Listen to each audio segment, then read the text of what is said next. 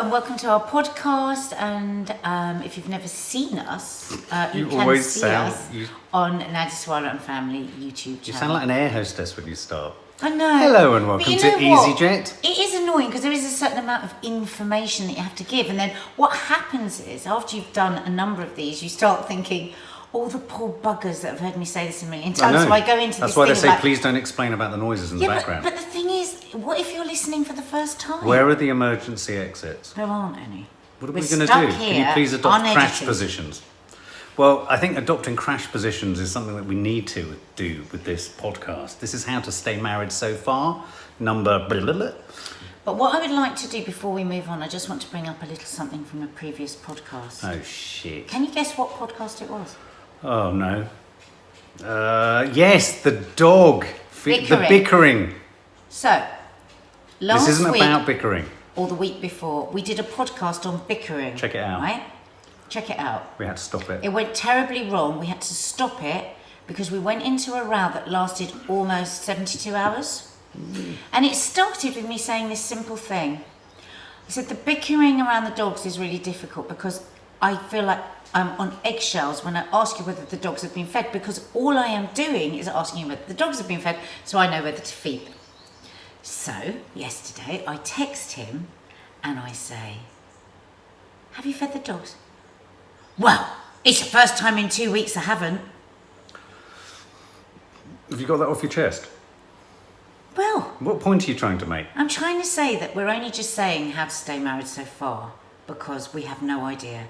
We do a whole podcast on it and then we have another row. So you're reminding everyone that we are simply clinging on. We are clinging on by with our our fingernails. And I suppose what I'm also wanting to say is we are never setting ourselves up as professionals. That would be wrong. We are people on a raft in the middle of an ocean. Slightly strange, quite panic-stricken, deeply dysfunctional. Yeah. I mean, who can have the exact same row, even though we'd put it on a podcast, it'd been picked up by the newspapers, it was discussed here and there. We did exactly the same thing. I'm writing a play that's all you could almost argue is slightly inspired by the subject matter of these podcasts in a weird way. Yeah. And in one of those scenes, I wrote this scene. I won't go into the details of it, but I sent it to some people, readers, my little coterie of readers. And the comments that came back from someone who knows us very well said this was totally dysfunctional, insane, and unmanageably chaotic, but brilliant. It made me feel sick. It made me feel sick. The dysfunction of this couple. And I read the scene and I was like, oh my God, it was a scene that Mark had lifted exactly from our lives. Yeah, very bizarre. So we are not... Just going to go and shut the back door. Every day there's a grinder. So, I beg your pardon. That's not a nice way to describe me. Every day a grinder. Every day there's a grinder. But anyway, so I think we've made it very clear that we are in no way professionals. No, and if you're watching this and not listening on iTunes, you'll have noticed I'm doing a half tuck. So what is the subject today? To see what the half tuck so means. not the half tuck. So the subject of this vlog, I thought we should do something about, because it's something that comes up a lot, and it's something that I think a number of our subscribers or people who've watched our podcast have commented on, how to cope with dramatically different social lives within a couple. You know, if one has a very busy or sort of, busy, eclectic, vibrant, and I can't think of another word, varied social life. And the other one, for whatever reasons, chooses not to or doesn't. Bridging that divide and how to avoid, or how in the ways in which resentment creeps in, or how one manages resentment and how one manages feelings of freedom and not feeling free and all these things. It's something that comes up a lot within rows between us. It's a bone of contention. It's a feeling that you get where you've often, I think it's often the cause of a brooding anger when rows happen. It's like, well, I felt you made me feel uncomfortable, all that sort of stuff. So, but weren't we going to start this with the fact that you read this article the other day and it said the average Briton has 2.6 friends? I just nicked my stat. Well, I thought you'd forgotten it. No, I hadn't. But is this what you do on Loose Women? You just hijack people's statistics. I believed we were starting with that, and you went off on another tangent.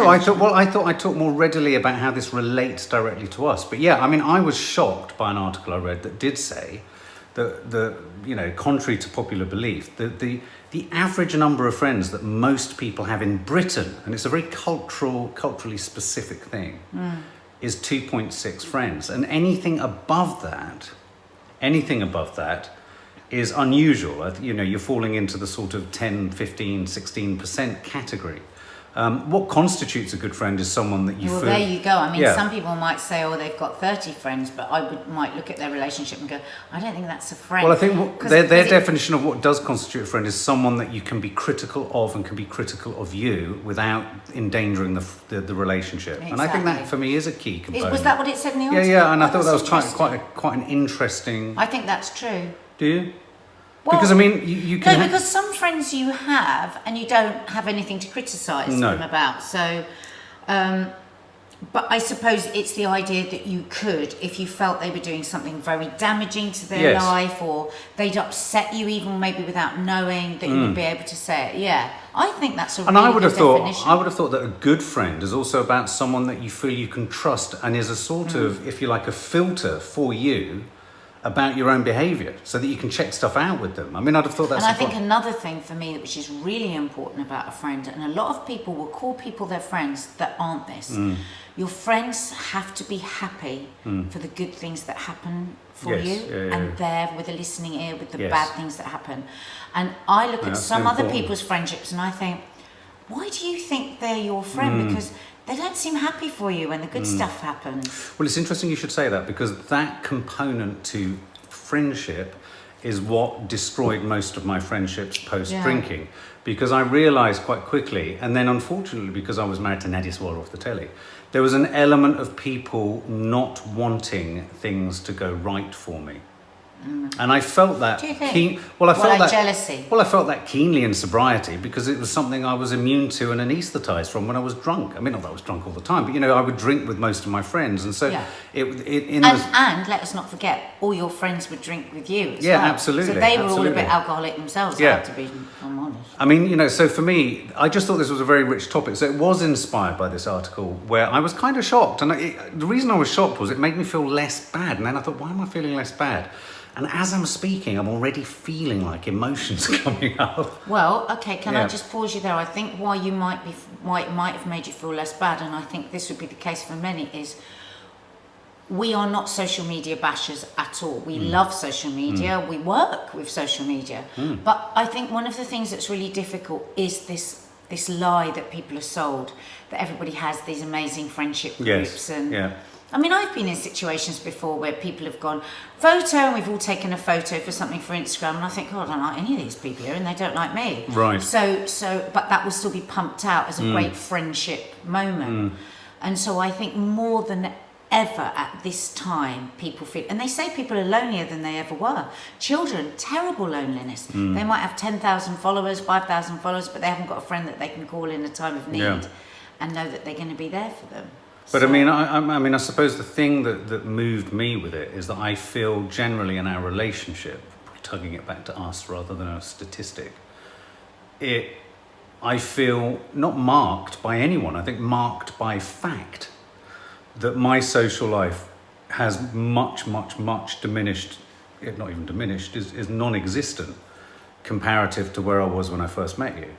And a lot of my struggle around not drinking has been around not the relationships that I had back then, because I realised that they were kind of built upon, if not, they weren't entirely fraudulent. That's not to say I didn't have good, meaningful relationships and that we didn't have good times. Friendships for your age for my age, time, absolutely and right. In those in your 30s, it is that 30-something. Where we're going, what we're drinking, where's the lads' weekend. That was the way that it was. But so I think even if you had been carried on with them, you may have outgrown them, even if you weren't. But even when I was with them, it's funny. I would never have been. I have never been the kind of guy who hangs out with lots of other guys, going to play golf, going to the football terraces. Doesn't mean I don't like sport. I do like sport. When I hear about other friends of mine's partners' friendships, it does tend to be around sport and drinking and golf. Well, drinking is a component. it's easy enough to say. I mean, you often say to me, "I wish you'd join a running group," or "I wish you'd," and there are all these things, and often the refrain back is, "Oh God, well they drink a hell of a lot." I mean, the weird thing is that it's not that I haven't. It's not even like I have any discomfort with being able to say I'm not going to have a drink. That's easy. I mean, I've had to do that for 18 years. That's fine. 16 years. That's fine. And I'm big enough and hairy enough to. I mean, the nonsense we do on our social media channel, I can say to someone, "Oh, I don't drink." I'm not. I've got ownership of that.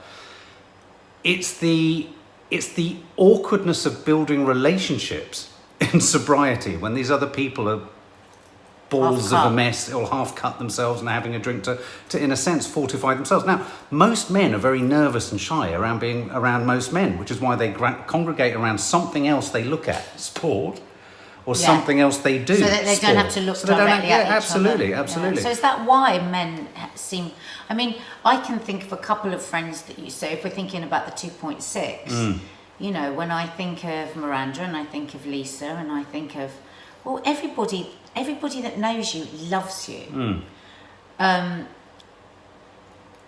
But it's really hard for me because I know that what you want from your social, like you could go out with other sober people, right? But I think that even though you've been sober for so many years, you haven't actually changed your perception of what a social thing is. Like if I'm ever going to anything, you say, "Oh, so I suppose everyone will just be rat ass and everyone will be there."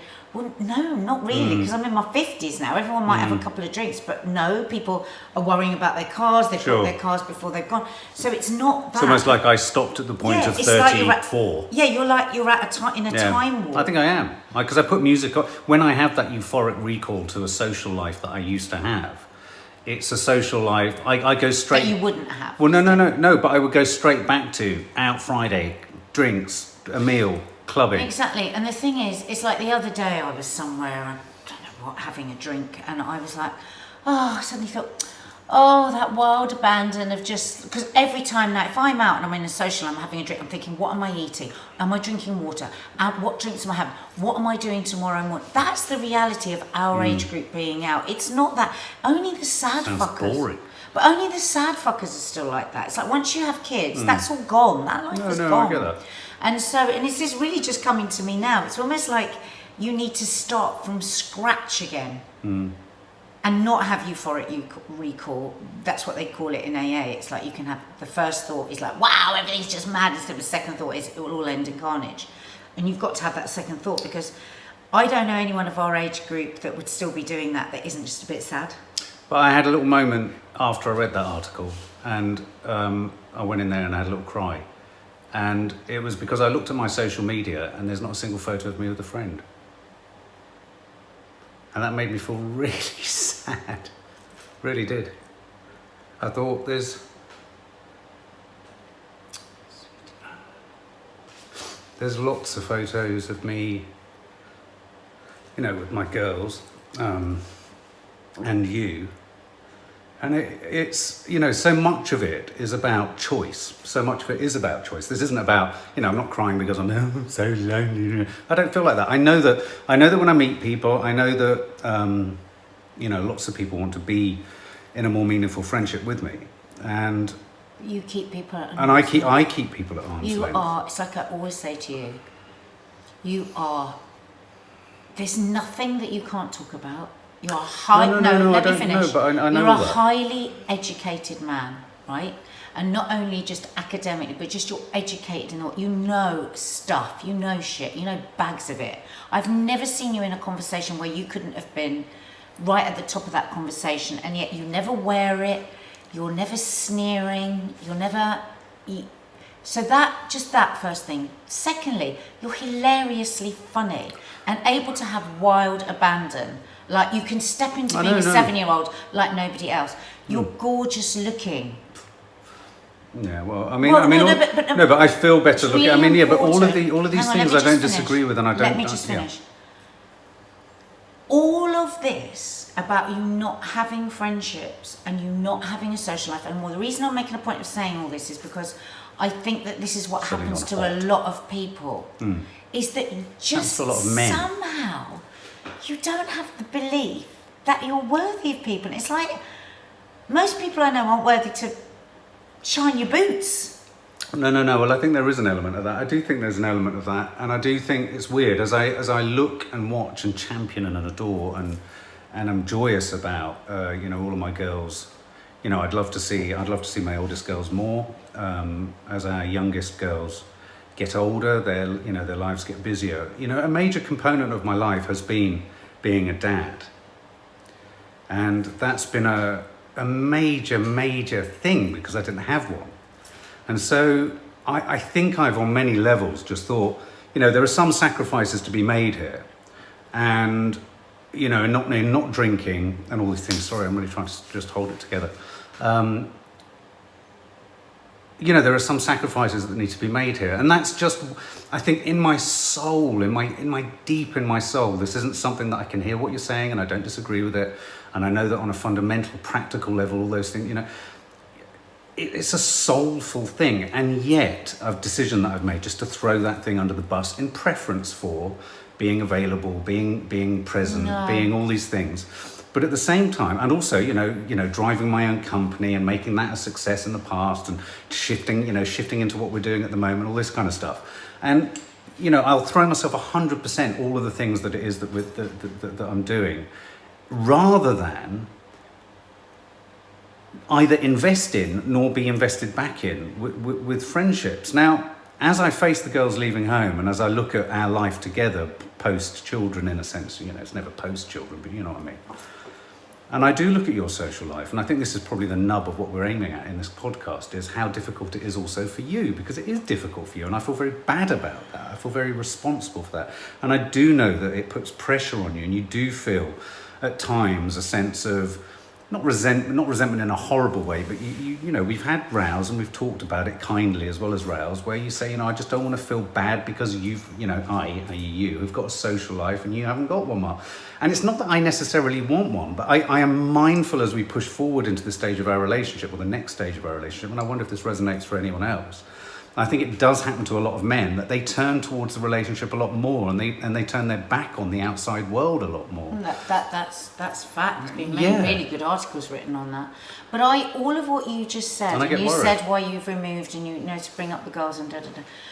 But what must not go unsaid, just sweating a bit there, up the top there. Sorry. Other side. Ooh, yeah. Sorry, guys. Is isolation. You choose isolation. Whoa. And there's many of us that do that, and I think on the last podcast I talked about how I've swung through that all my life, and I've let down friends and let down relationships because I suddenly just want to retreat. Absolutely. Because to be around people and to have the fear of having said the wrong thing.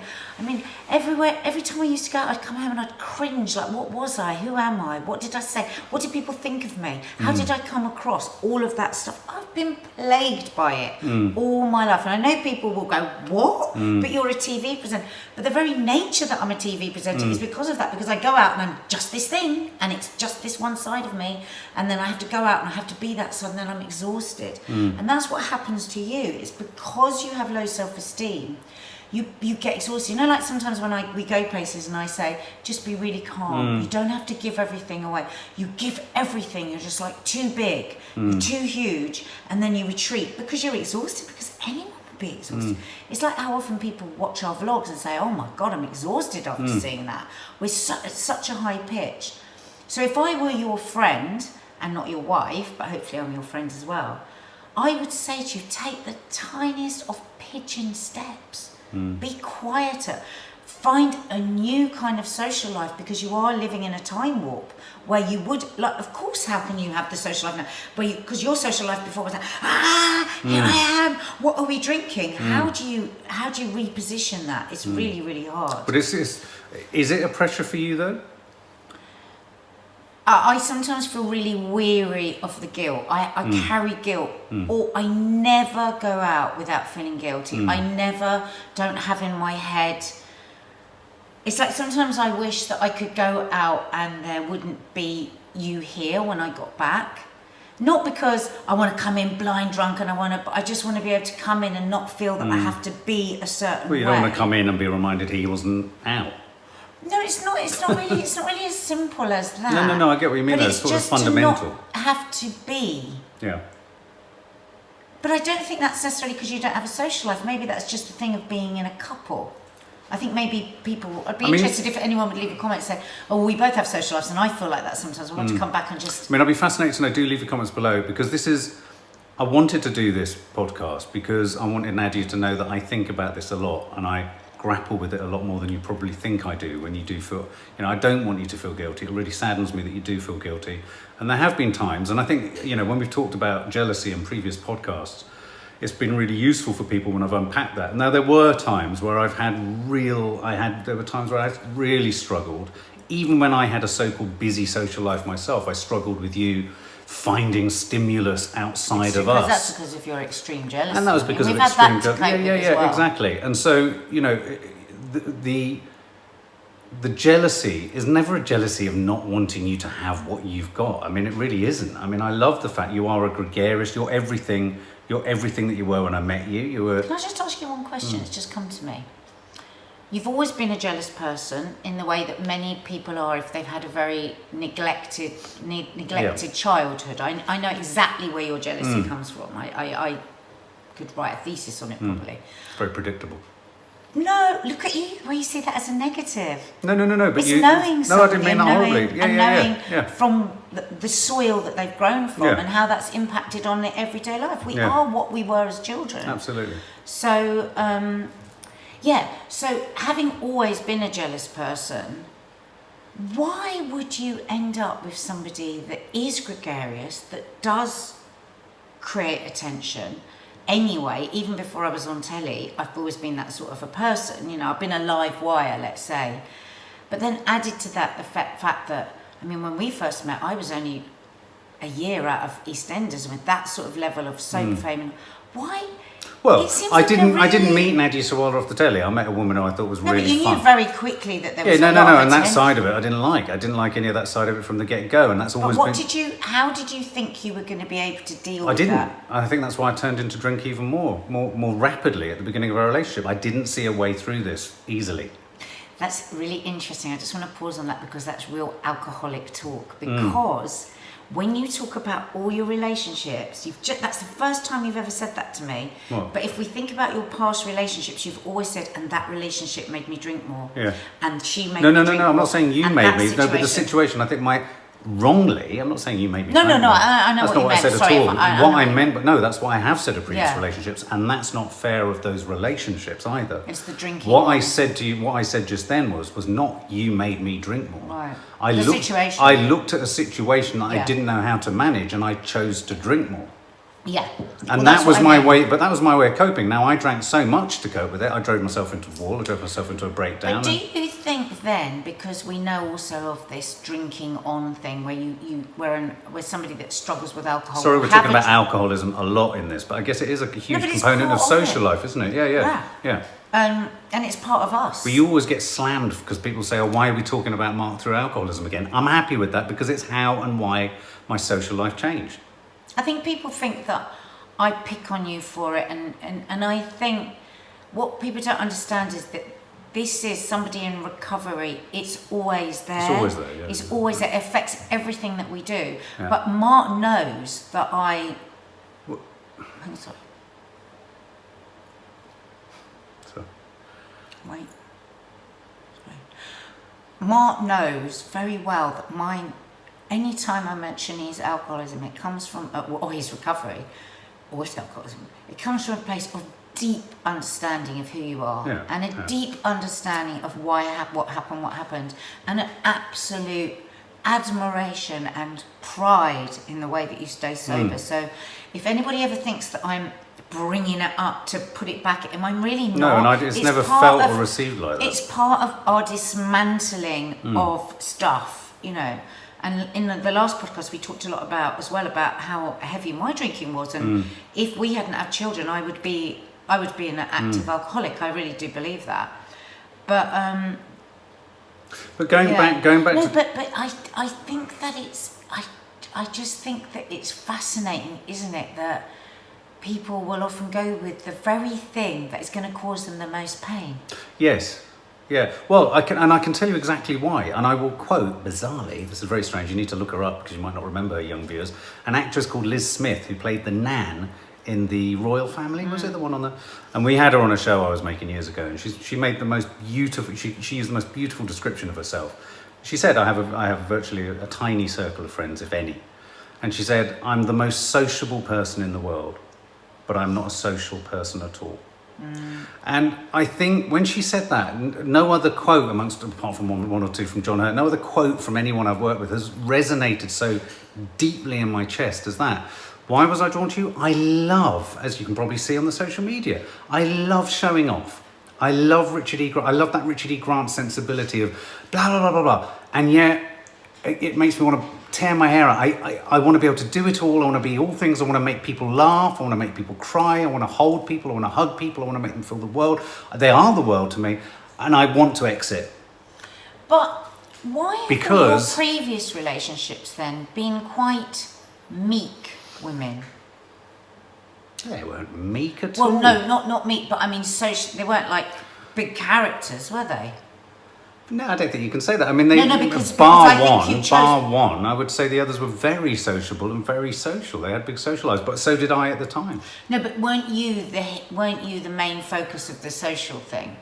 Well, yes, a lot of the social life kind of emanated out of my group, but they were people I met through work, and so our social circles were kind of the same social. But I think sometimes because I'm, as you put it in Sawalha off the telly, I think you find that difficult because you're not the centre of a situation, whereas I think in previous relationships... Yeah, well, I think that's probably the case, but I quite like being the surprise sometimes in our relationship. I mean, if people meet us, I don't mind being he's surprisingly fun, isn't he? Oh, he's surprisingly sort of outspoken and silly. I mean, I think silliness is a much undervalued thing. I don't want to go into that, but, from a socialising perspective, I think the other important thing to say is a huge component of how I am socially in sobriety, which is my normality now for the rest of my life, is 95% of the time I am quite happy in aloneness. There is a contentment in aloneness. God, absolutely. Most of my childhood was spent alone in a room.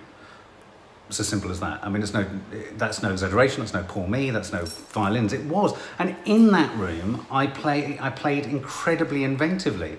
And but why do you never?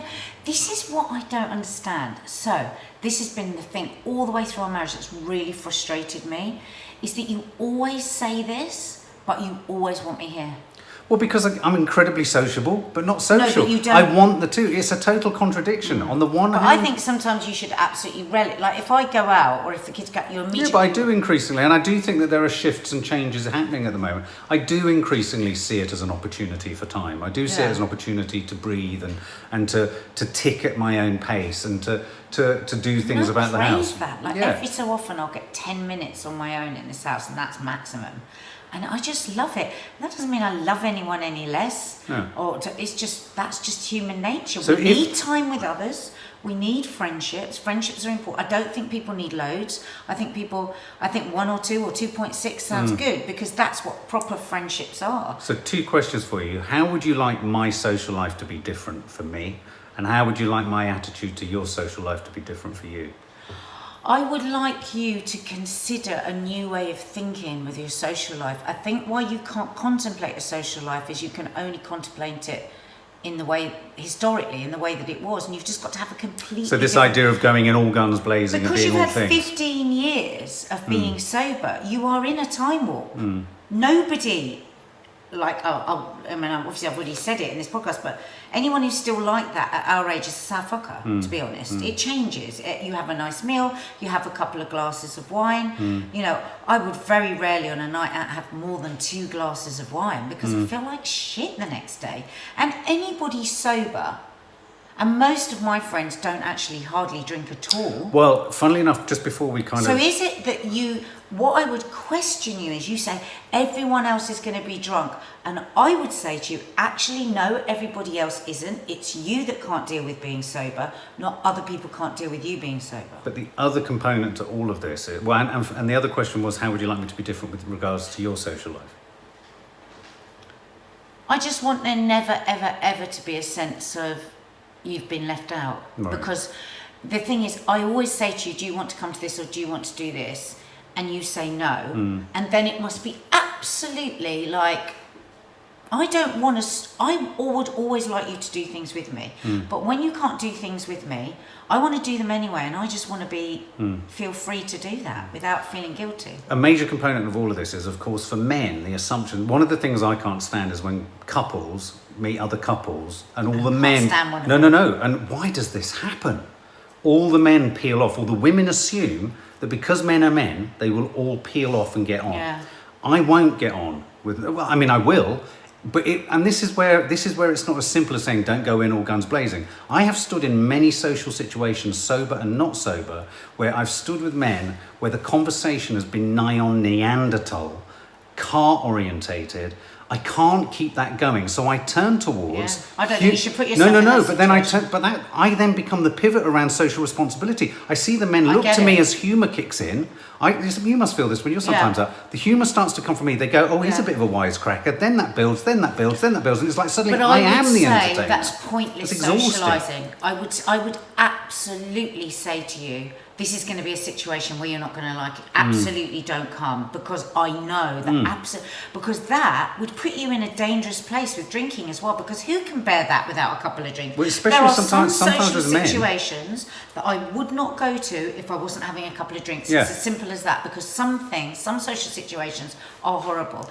But I'm talking about goes back to that non-blokey bloke. I'm a non-blokey bloke. I like to talk about blokey things in a non-blokey way, and that.